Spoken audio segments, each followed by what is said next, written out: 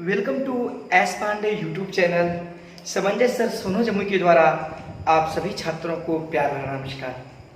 आज की क्लास में मैं क्लास 10th का प्रकाश के अपवर्तन के चैप्टर का प्रिज्म को बताने जा रहा हूं। और आज मैं बताऊंगा प्रिज्म किसे कहते हैं, प्रिज्म का अपवर्तक पृष्ठ किसे कहते हैं, अपवर्तक कोर किसे कहते हैं, प्रिज्म कोण किसे कहते हैं, और उसके बाद प्रिज्म में जो प्रकाश की किरणें जो किस प्रकार से आवागमन करती है और किस तरह से मुड़ती है, इन सबों के बारे में आज के वीडियो में बताऊंगा। इसके पहले मैं प्रकाश के अपवर्तन का 3 वीडियो अपलोड किया हूं और लाइव क्लास में भी लिया हूं, और जो कि आप लोग के लिए काफ़ी यूजफुल होगा। तो आप सभी स्टूडेंट्स देखिए, सबसे पहले देखिए प्रिज्म क्या है। प्रिज्म देखिएगा किसी कोण पर झुके हुए, किसी कोण पर झुके हुए दो समतल पृष्ठ, किसी कोण पर झुके हुए दो समतल पृष्ठ से घिरे पारदर्शी माध्यम को हम प्रिज्म कहते हैं। यानी क्या होता है, किसी कोण पर झुके हुए दो समतल पृष्ठों से घिरे पारदर्शी माध्यम को हम प्रिज्म कहते हैं। तो देखो बाबू, परिभाषा याद करने की जरूरत नहीं है, केवल समझने की जरूरत है। फिगर पहले बनाते हैं। देखो फिगर बनाएंगे तो सब समझोगे। तो फिगर बना रहे हैं, देखो बाबू, यहाँ दिखाई दे रहा फिगर, देखिए तो देखिए यहाँ पे फिगर बना रहे हैं, यही बना रहे हैं। देखो बाबू, ये प्रिज्म का फिगर में बना रहा हूं। देखो प्रिज्म, ध्यान देना स्टूडेंट। पहले मैं सारा चीज बताऊंगा, उसके बाद में फिर डिफिनेशन में आऊंगा जो मैं सिखाऊंगा पहले, ताकि कम समय में अधिक से अधिक में बता दूं आपको। देखेंगे स्टूडेंट, प्रिज्म की परिभाषा याद करने की नहीं, कोई भी चीज याद करने की नहीं, समझने की चीज है। आप समझ गए तो समझिए, कुछ परिभाषा खुद बन जाएगा। ध्यान दीजिएगा, क्या बोलते हैं, किसी कोण पर झुके दो समतल पृष्ठों से घिरे पारदर्शी माध्यम को प्रिज्म कहते हैं। अब हम प्रिज्म का फोटो बना रहे हैं, ध्यान दीजिएगा।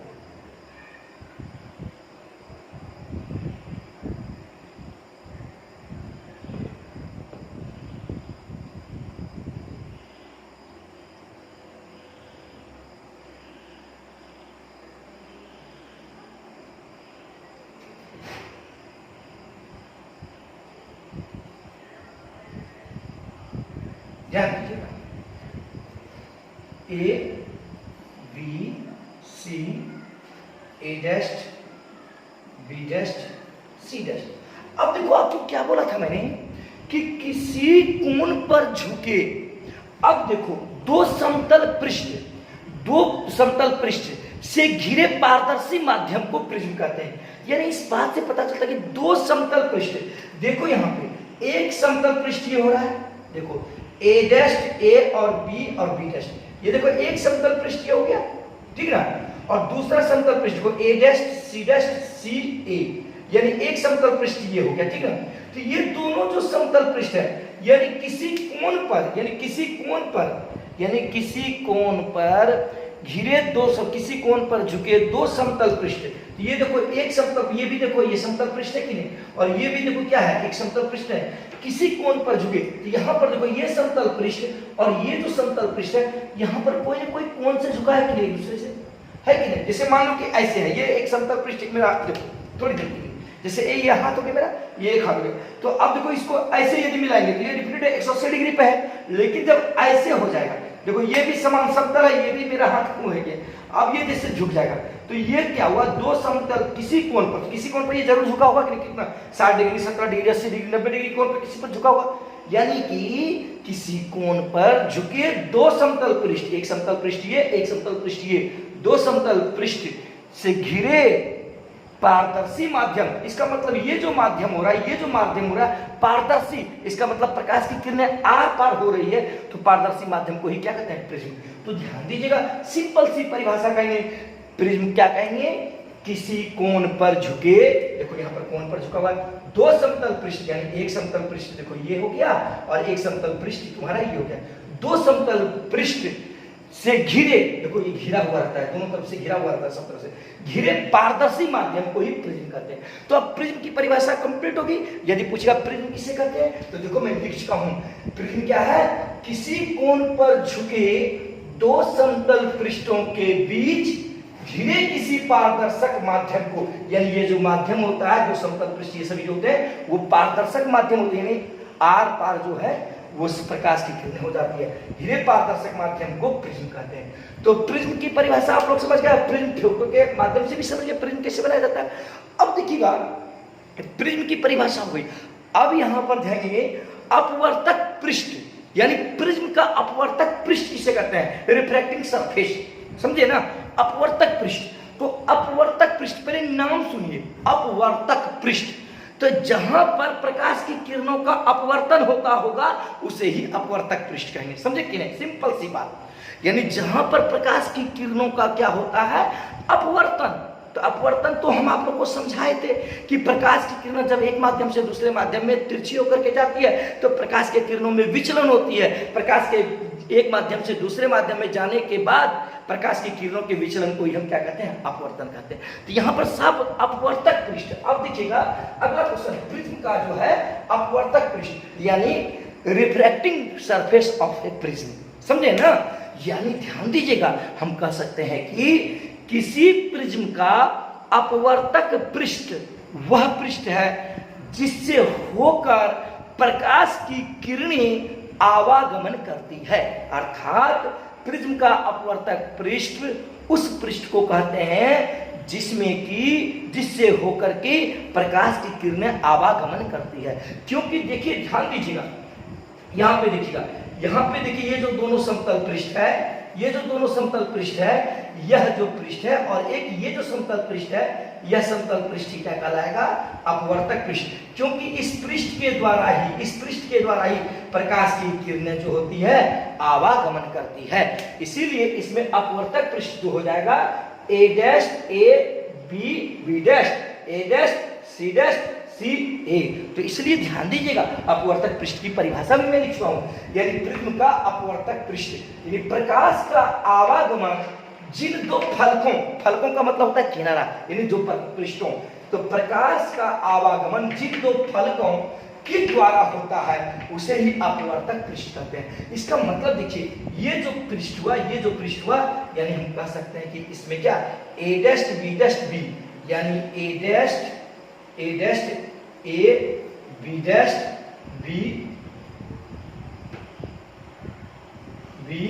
बी डैश तथा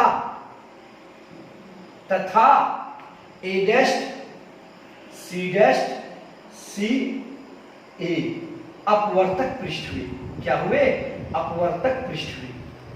अपवर्तक पृष्ठ ये क्या कहलाए, अपवर्तक पृष्ठ। अतः प्रिज्म का अपवर्तक पृष्ठ का अर्थ होता है कि जिस फलक से होकर प्रकाश की किरणें प्रिज्म में आवागमन करती है वह फलक या वह पृष्ठ ही प्रिज्म का अपवर्तक पृष्ठ कहलाती है। तो आप लोग तो अपवर्तक पृष्ठ भी समझ गए। अब देखिए स्टूडेंट, अब आता है प्रिज्म का अपवर्तक कोर क्या होता है, यानी रिफ्रैक्टिंग एज, समझे कि ना, रिफ्रैक्टिंग एज यानी अपवर्तक कोर क्या है। तो हम कहेंगे अपवर्तक कोर समझिएगा कि प्रिज्म के अपवर्तक पृष्ठ जिस रेखा पर मिलते हैं, प्रिज्म के दोनों अपवर्तक पृष्ठ यानी जिसके द्वारा प्रकाश की किरणें आवागमन होती है, जिसके द्वारा प्रकाश की किरणें होती है आवागमन होती है, और यह दोनों फलक जिस स्थान पर मिलती है, जिस रेखा पर मिलती है, वह रेखा ही क्या कहलाती है, अपवर्तक कोर। तो देखो स्टूडेंट, यहाँ पे हम ये प्रिज्म का चित्र बना दिए, तुम लोगों को याद करने का कोई झंझट नहीं, वो सब याद हम करवा देंगे, तुम लोग चिंता नहीं करना। देखो स्टूडेंट, यहाँ पे देखो ये तुम्हारा क्या है, अपवर्तक पृष्ठ है ना, तुम्हारा अपवर्तक पृष्ठ, ये तुम्हारा अपवर्तक पृष्ठ है, ये तुम्हारा अपवर्तक पृष्ठ है, ये तुम्हारा अपवर्तक पृष्ठ है।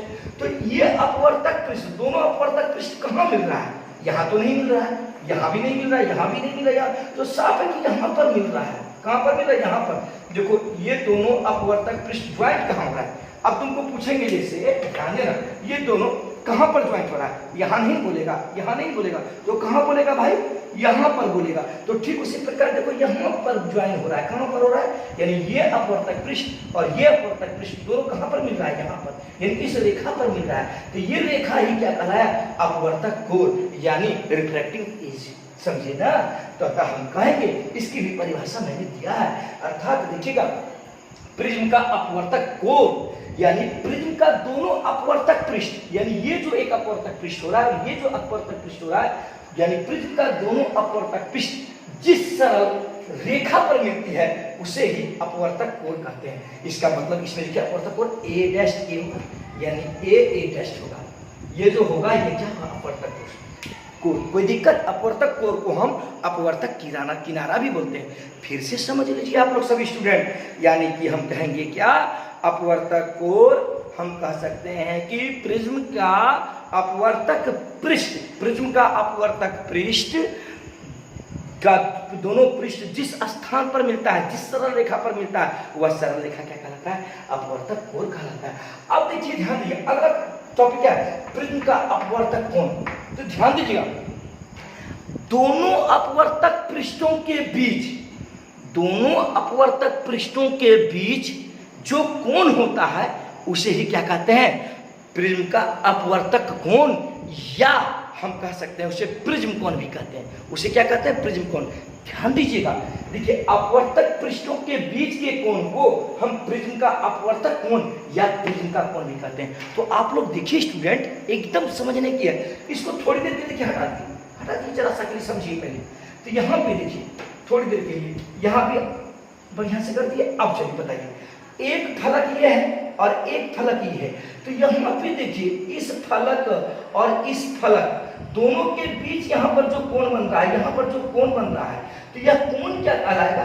यह कोण ही अपवर्तक कोण कहलाएगा। यहाँ से यहाँ तक के कोण को क्या कहेंगे? अपवर्तक कोण। यानी यहाँ से यहाँ तक के कोण को क्या कहेंगे? अपवर्तक कोण। तो यहाँ ये जो है, ये जो कोण है, ये अपवर्तक कोण होगा। यानी कि नाम से ही पता चलता है अपवर्तक कोण। इसका मतलब अपवर्तक फलकों के बीच कोण बनेगा तभी अपवर्तक कोण कहलाएगा। इसलिए हम कह सकते हैं कि प्रिज्म में दो समतल जो पृष्ठ होते हैं जिनके द्वारा प्रकाश का आवागमन होती है, उन दोनों फलकों के बीच जो कोण होता है उसे ही प्रिज्म का कोण कहते हैं या प्रिज्म का अपवर्तक कोण कहते हैं। तो आप लोग अपवर्तक कोण भी समझ गए होंगे, प्रिज्म का अपवर्तक कोण। तो अब देखिए स्टूडेंट, ये प्रिज्म द्वारा प्रकाश का अपवर्तन कैसे होता है, ये टॉपिक होता है। यहाँ तक में तो आप लोग को समझा दिए ये प्रिज्म क्या है। यदि आपसे पूछा जाएगा प्रिज्म क्या है, तो आपको इस तरह से बोलना है। सबसे ध्यान दीजिएगा स्टूडेंट, और परीक्षा में अच्छे अंक आएंगे आप लोग। यानी किसी कोण पर झुके दो समतल पृष्ठों से घिरे पारदर्शी माध्यम को प्रिज्म कहते हैं। प्रिज्म में दो अपवर्तक पृष्ठ जो होते हैं, दो प्रिज्म में जो दो जिसके द्वारा प्रकाश का आवागमन होता है, यानी प्रिज्म के जिस समतल पृष्ठ के द्वारा प्रकाश का आवागमन होता है, वह पृष्ठ प्रिज्म का अपवर्तक पृष्ठ कहलाता है। तथा प्रिज्म का जो दोनों पृष्ठ अपवर्तक पृष्ठ जिस भाग पर मिलता है, दोनों समतल पृष्ठ जिसके द्वारा प्रकाश की किरणें आवागमन होती है, जिस रेखा पर मिलती है, उस रेखा को अपवर्तक कोण कहते हैं। क्या कहते हैं? अपवर्तक कोण कहते हैं। तथा ध्यान दीजिएगा, अपवर्तक कोण यानी दोनों जो पृष्ठ हैं, दोनों जो पृष्ठ होते हैं, वह समतल पृष्ठ जो इस कोण पर झुके होते हैं, वह झुका हुआ कोण जो कहलाता है वह प्रिज्म कोण कहलाता है। क्या कहलाता है? प्रिज्म कोण, या इसे अपवर्तक कोण भी कहा जाता है। अब देखिए स्टूडेंट, ध्यान दीजिएगा, आप लोग एक चीज बताने के लिए भूल गए थे। याद रखिएगा कि आप लोग 10वां में याद रखिएगा, ये जो है त्रिभुज के आकार का ही होता है, ये भी त्रिभुज के आकार का ही होता है। आगे प्रिज्म के लिए ये आयत भी हो सकता है, यहाँ भी आयत भी हो सकता है, लेकिन 10वां में आप लोग यहाँ तक ही पढ़ेंगे। ध्यान दीजिएगा, चूंकि ये देखिए दो समतल पृष्ठ है, इसका मतलब ये भी समान पृष्ठ है और ये भी समान पृष्ठ है ना? तो ये समान भुजा, ये समान भुजा। अब देखिए ये भी, ये जो है एक क्या है, ये समतल है, ये भी देखिए आयत के रूप में है, यानी जितना इधर है उतना इधर भी होता है। तो इस बात से यहाँ पर पता चल रहा है कि यहाँ पे तीनों भुजा आपस में बराबर है। ध्यान दीजिएगा कैसे, देखिए एक आयत लग रहा है इधर से, देखिए ये आयत लग रहा है इधर से, अब देखिए ये जो है आयत लग रहा है इधर से, और अभी क्या बताए थे, यानी समतल आकृति होता है, ये भी आयत लग रहा है। इसका मतलब इसकी लंबाई चौड़ाई और इसकी लंबाई चौड़ाई और इसकी लंबाई चौड़ाई सबकी समान होती है। इस कारण से यहाँ पर ध्यान दीजिएगा, यहाँ पे एक समबाहु त्रिभुज बन रहा है। इसका मतलब जितना लंबाई का ये भुजा है उतने लंबाई का ये भुजा है, उतने लंबाई का ये भुजा होता है। तो हम जानते हैं जिस त्रिभुज की तीनों भुजा आपस में समान होती है उसे हम समबाहु त्रिभुज कहते हैं। तो ये जो बन रहा है एक समबाहु त्रिभुज का रूप ले रहा है। कौन सा त्रिभुज ले रहा है? समबाहु त्रिभुज ले रहा है, इसीलिए समबाहु त्रिभुज का प्रत्येक कोण कितने डिग्री के बराबर होता है? 60 डिग्री के बराबर होता है। कितने डिग्री के बराबर होता है? 60 डिग्री का। तो इसीलिए प्रिज्म का जो कोण होता है मुख्य रूप से वह 60 डिग्री का होता है। क्यों? क्योंकि प्रिज्म कोण का मान जो 60 डिग्री इसलिए होता है क्योंकि वहां पर जो त्रिभुज होता है वह समबाहु त्रिभुज का होता है। क्यों समबाहु त्रिभुज का होता है मैं समझा दिया, फिर से समझ लीजिए। क्योंकि देखिए ये भी एक आयत है, ये भी एक आयत है और ये भी एक क्या है? एक आयत है और ये भी आयत है। तो देखने में लग रहा है थोड़ा सा बड़ा, लेकिन जितना भी यहाँ पर आयत बना है सभी समतल है, यानी क्या है? समतल है, यानी अलग नहीं है, यानी समान रूप का है, कोई अलग नहीं है। इसका मतलब उसकी लंबाई चौड़ाई जो भी होगी सब आपस में समान होगी। ये देखिए ये भी भुजा, क्योंकि ये भी भुजा और ये भी भुजा और ये भी जो भुजा है, ये तीनों क्या हो रहा है? समान हो रहा है। तो समान होने के कारण से ये समबाहु त्रिभुज बन रहा है और समबाहु त्रिभुज का प्रत्येक कोण कितने होते हैं? 60 डिग्री के बराबर होते हैं। इसीलिए प्रिज्म का जो कोण होता है वो 60 डिग्री होता है। समझ गया कि नहीं? ये छूट गया था, ये भी बता दिए। अब प्रिज्म में तो कोई चीज नहीं है। अब देखो स्टूडेंट, प्रिज्म में प्रकाश की किरणों का किस प्रकार से अपवर्तन होता है वो बताने जा रहा हूं और उसके बाद मैं विचलन कोण भी बताऊंगा। तो देखो स्टूडेंट, यानी प्रिज्म द्वारा प्रकाश का अपवर्तन, यानी प्रिज्म द्वारा प्रकाश का अपवर्तन कैसे होता है वो बता रहा हूं। प्रिज्म तो समझ गया तुम लोग, कोई दिक्कत नहीं होना चाहिए तुम लोगों को। तो आप लोग प्रिज्म पूरा लिख करके मेरे पास भेजेंगे, ध्यान दीजिएगा स्टूडेंट। अब देखिए, अब अगला क्वेश्चन देखिए, ये मैं यहां तक सारा चीज बता दिया। अब देखो आपका इस क्वेश्चन का मैं आंसर बता रहा हूं, प्रिज्म द्वारा प्रकाश का अपवर्तन। देखो सबसे पहले एक प्रिज्म ले लिए, ठीक ना? ध्यान देना बाबू, तुम लोग एकदम समझ जाओगे, याद करोगे।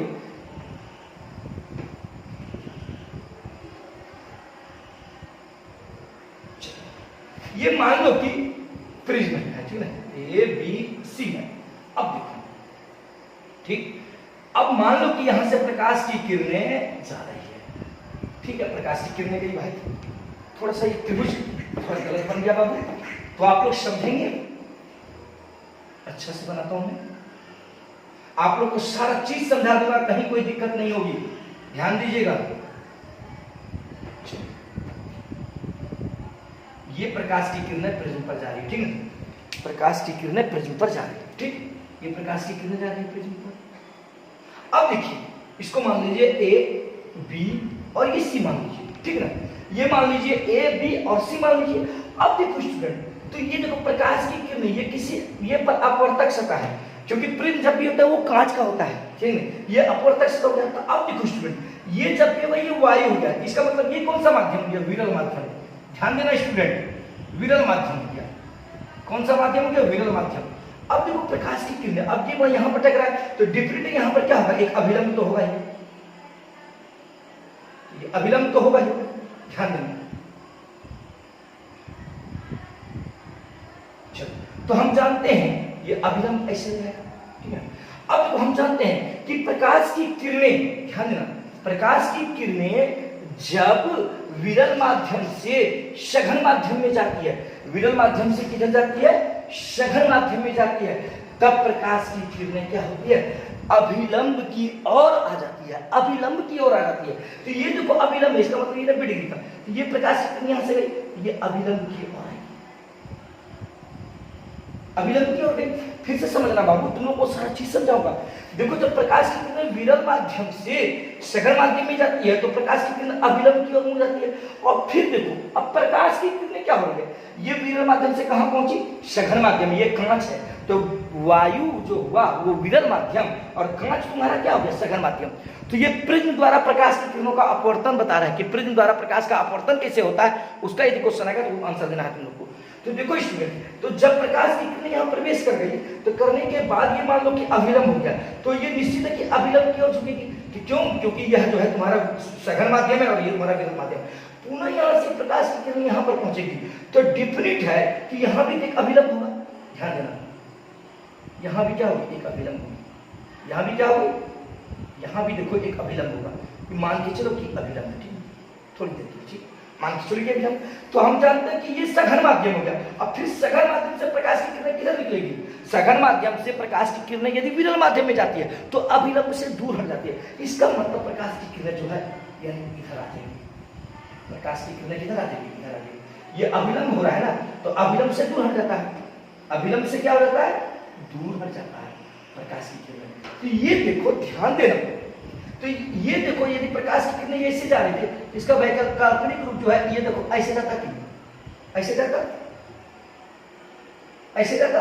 और ये देखो ये निर्गत किरणें हैं, यानी यहां से प्रकाश किरणें, लेकिन यदि इसका डायरेक्शन देखें, इसका डायरेक्शन कैसे है, ऐसे हो जाती है। तो ध्यान देना स्टूडेंट, तो सबसे पहले ये देखो, ये आपतित किरण हो गई, ये तुम्हारी हो गई आपतित किरण, आपतित किरण, ठीक। और ये तुम्हारा हो गया निर्गत किरण। ये क्या हो गया तुम्हारा, निर्गत किरण, निर्गत किरण, क्या हो गया निर्गत किरण। तो अब देखो ध्यान देना, अब तुम लोग समझो सारे स्टूडेंट,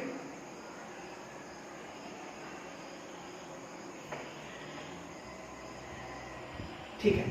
अब देखिए स्टूडेंट, सारे स्टूडेंट, तो प्रिज्म के द्वारा प्रकाश की किरणों का अपवर्तन कैसे होता है। यदि क्वेश्चन पूछेगा कि प्रिज्म द्वारा प्रकाश का अपवर्तन कैसे होता है, सचित्र वर्णन करें, तो आपको कहना है कि जब प्रकाश की किरणें किसी प्रिज्म पर आपतित होती है, उसका केवल अभी हमको वर्ण विक्षेपण नहीं पढ़ा रहे हैं, केवल हम निर्गत कैसे होती है, यानी प्रकाश की किरणों का अपवर्तन कैसे होता है वो बता रहे हैं। याद रखिए, जब कोई प्रकाश की किरणें किसी प्रिज्म पर होकर के जाती है, कहां जाती है, किसी प्रिज्म पर, प्रिज्म से होकर के आवागमन करती है, तो सबसे पहले देखो ये विरल माध्यम से, यानी वायु का विरल माध्यम से वो कांच सघन, विरल माध्यम से सघन माध्यम में पहुंचती है। तो देखो ये किस फलक पर, ए बी फलक पर पहुंची, तो ये मान लो ए बी सी, इसको मान लो डी, ये डी पर। तो यहाँ पे देखो जब प्रकाश की किरणें ये फलक ए बी पर, फलक ए बी पर डी स्थान पर पहुंचती है, कहां पहुंचती है, डी स्थान पर पहुंचती है, तब प्रकाश की किरणें विरल माध्यम से सघन माध्यम में प्रवेश करती है। इस कारण हम जानते हैं कि प्रकाश की किरण यदि विरल माध्यम से सघन माध्यम में प्रवेश करती है तो वो अभिलंब की ओर मुड़ जाती है। तो यहाँ पे देखो ये एक अभिलंब बन रहा है, ये क्या बन रहा है, एक अभिलंब। तो अभिलंब की ओर प्रकाश की किरणें मुड़ जाती है। पुनः यह प्रकाश की किरणें आगे जाकर के प्रिज्म के एक फलक AC पर पड़ती है, कहां पड़ती है, AC पर पड़ती है। इसको मान लो यहाँ पर AC के डी भाग पर, ई भाग पर, AC के ई भाग पर पड़ती है। AC के किस भाग पर पड़ती है, ई भाग पर पड़ती है। तो पुनः जब प्रिज्म के ये दूसरे फलक पर ई भाग पर पड़ती है तो प्रकाश की किरणें, ये देखिए ये कांच जो है यहाँ से यहाँ तक एक सघन माध्यम हो रहा है, और इस सघन माध्यम से पुनः यह प्रकाश की किरणें कहाँ निकल रही है, वायु में जा रही है। तो वायु तुम्हारा क्या हो गया, विरल माध्यम, किधर हो गया, विरल माध्यम। तो इस कारण से हम जानते हैं कि जब प्रकाश की किरणें जब सघन माध्यम से विरल माध्यम में जाती है तो अभिलंब से दूर हट जाती है। यहाँ पे मेरा अभिलंब क्या है, ये है कि नहीं, अभिलंब क्या हो गया, ये हो गया। तो अभिलंब से दूर हट जाती है, अर्थात प्रिज्म में प्रकाश की किरणों का जो अपवर्तन होता है वह 2 बार होता है। एक बार देखो यहां से सब विरल माध्यम से सघन माध्यम में गया, यहां पर भी प्रकाश की किरणों का अपवर्तन हुआ। पुनः देखो जब यहां पर आया, यहां से सघन माध्यम से फिर क्या हुआ, विरल माध्यम में प्रकाश की किरणें गई। तो इसका मतलब प्रिज्म में प्रकाश की किरणों का जब आवागमन होता है, अपवर्तन होता है, तो वो 2 बार होता है। एक बार प्रवेश करने के समय और एक बार प्रिज्म से बाहर निकलते समय प्रकाश की किरणों का आवागमन होता है। और उस स्थिति में प्रकाश की किरणें जो होती है, यानी जब निर्गत किरणें होती है, वह निर्गत किरणें प्रिज्म के आधार की ओर, यानी आधार निचला भाग होता है, आधार की ओर चली जाती है। इस प्रकार से प्रकाश में, प्रिज्म में प्रकाश की किरणों का क्या होता है, अपवर्तन होता है। याद रखिएगा। अब देखिएगा, तो ये देखिए ये प्रकाश की किरणें प्रवेश कर रही है, तो ये तो डेफिनेट है कि आपतित किरण हो गया। तो यदि हम इसको सिंबल के रूप में लेंगे, देखिए ऐसे ऐसे ऐसे ऐसे चल गया। अब देखिए जब प्रकाश की किरणें यहाँ पर से बाहर निकल रही है, ये निर्गत किरण होगी। यदि इसका सिंबल लेंगे, यहाँ से यहाँ हो गया। तो इस कारण से यहाँ पर देखिए एक कोण बन रहा है, यहाँ पर एक कोण बन रहा है, ये कोण। तो ये कौन सा, देखिए ये कौन सी किरण होगी, ये आपतित किरण होगी। और ये कौन सी किरण होगी, निर्गत किरण। तो आपतित किरण एवं निर्गत किरण के बीच जो कोण बनता है उसे विचलन कोण कहते हैं। उसे कौन सा कोण कहते हैं, विचलन कोण। कौन सा कोण कहते हैं, विचलन कोण। तो ये जो आपका हुआ विचलन कोण, इसको डेल्टा से सूचित किया जाता है। अर्थात यदि पूछेगा कि प्रिज्म के विचलन कोण से आप क्या समझते हैं, तो किसी प्रिज्म में आपतित किरण एवं निर्गत किरण के बीच जो कोण बनती है उसे विचलन कोण कहते हैं, और इसे डेल्टा से सूचित किया जाता है। किससे सूचित किया जाता है, डेल्टा से। फिर से एक बार पूरा प्रिज्म के बारे में समझा देते हैं कि प्रिज्म में प्रकाश की किरणों का अपवर्तन कैसे होता है। तो सबसे पहले आपको बोलना है, देखिए ये चित्र कैसे बनाए, आप तो समझ ही गए चित्र जो बनाए हम, तो ध्यान दीजिएगा। सबसे पहले कहिएगा कि कोई प्रकाश की किरण जब किसी प्रिज्म पर आपतित होती है तो हम जानते हैं कि प्रकाश की किरण विरल माध्यम से सघन माध्यम में प्रवेश करती है, क्योंकि प्रकाश की किरणें वायु से जाती है कांच में, इसीलिए वायु विरल माध्यम हो गया और कांच क्या हो गया, सघन माध्यम। और हम जानते हैं कि यहाँ पर जो अपवर्तक पृष्ठ यानी ए बी एक अपवर्तक पृष्ठ है, क्योंकि कांच का एक फलक का भाग है। तो यहाँ पर जब भी पृष्ठ बनेगा, यहाँ पर अपवर्तक पृष्ठ, तो डेफिनेटली ये आपतन बिंदु हो जाएगा। आपतन बिंदु पर अभिलंब होता है, क्या होता है, अभिलंब होता है। तो हम जानते हैं कि ये अभिलंब का डायरेक्शन ऐसे जाएगा, ध्यान दीजिए अभिलंब का डायरेक्शन ऐसे जाएगा।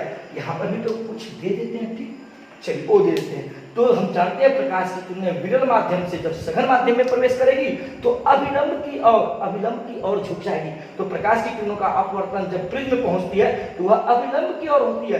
पुनः वह प्रकाश की किरणें प्रिज्म के दूसरे पृष्ठ के कोर पर जाकर के मिलती है, किनारे पर मिलती है, और पुनः यह कांच से वायु में जाती है। इसका मतलब सघन माध्यम से विरल माध्यम में जाती है। तो इसके कारण हम जानते हैं कि यदि प्रकाश की किरण सघन माध्यम से विरल माध्यम में जाएगी तो प्रकाश की किरणें अभिलंब से क्या हुई, देखिए अभिलंब हो रहा है, अभिलंब से दूर हट जाती है। अभिलंब से क्या हो जाती है, दूर होती है। ये आपका क्या है, निर्गत किरण। अर्थात इस स्थिति में हम देखते हैं प्रिज्म में प्रकाश की किरणों का दो बार अपवर्तन होता है, एक बार प्रवेश करने के समय और एक बार प्रिज्म से बाहर निकलने के समय प्रकाश की किरणों का होता है। तो इस प्रकार से प्रिज्म में प्रकाश की किरणों का क्या होता है, अपवर्तन होता है। और ध्यान दीजिएगा ये प्रकाश की किरणें जब इसका डायरेक्शन लेंगे तो ये सीधे जाएगा, इसका मतलब ये आपका क्या हो गया, आपतित किरण का बना रहा है लिखा। और देखिए यहाँ से प्रकाश की किरण निकल जाएगी, यदि इसका डायरेक्शन सीधे लेंगे ये क्या हो जाएगा, निर्गत किरण। इसका मतलब आपतित किरण यानी आपतित किरण एवं निर्गत किरण के बीच जो कोण बनता है उसे विचलन कोण कहते हैं, और विचलन कोण को डेल्टा से सूचित किया जाता है। ये ग्रीक वर्णमाला का एक अक्षर है डेल्टा। और याद रखिएगा प्रिज्म कोण यानी प्रिज्म का अपवर्तक कोण जितना बड़ा होगा विचलन कोण उतना ही बड़ा होगा। इस कारण से विचलन कोण का मान निर्भर जो करता है वो प्रिज्म कोण पर निर्भर करता है। इसलिए एक चीज भूल गए थे, इन विचलन कोण की चीज कहते हैं यानी आपतित किरण, ध्यान दीजिएगा लिखेंगे आपतित किरण, आपतित किरण, आपतित किरण एवं निर्गत किरण, निर्गत किरण, ध्यान दीजिएगा आपतित किरण एवं निर्गत किरण, निर्गत किरण के बीच बने कोण को हम विचलन कोण कहते हैं। क्या कहते हैं, विचलन कोण कहते हैं, विचलन कोण कहते हैं, विचलन कोण कहते हैं। इसे डेल्टा से सूचित किया जाता है। डेल्टा इसका मतलब है डेल्टा, इसका मतलब क्या होता है, डेल्टा, डेल्टा से सूचित किया जाता है। किसे सूचित किया जाता है, डेल्टा से सूचित किया जाता है, सूचित किया जाता है, किया जाता है, समझ गए। और याद रखिएगा यानी विचलन कोण का मान जो निर्भर करता है वो प्रिज्म कोण पर निर्भर करता है। प्रिज्म कोण का मान जितना अधिक होगा अर्थात अपवर्तक कोण का प्रिज्म के अपवर्तक कोण का मान जितना अधिक होगा प्रिज्म का कोण ये विचलन कोण का भी मान उतना ही अधिक होगा। तो आज की क्लास में मैं यहाँ तक ही रहूंगा। और एक बार मैं बता दूं कि आप लोग पूरा फुल वीडियो देखेंगे और वीडियो कैसा लगा कमेंट अवश्य करेंगे। इसके बाद मैं आप लोगों को लेंस पढ़ाऊंगा, लेंस के बारे में बताऊंगा, लेंस क्या है इस नेक्स्ट वीडियो में लेकर के आऊंगा। तो आज का क्लास कैसा लगा कमेंट अवश्य करेंगे विद्यार्थी। Okay, thanks.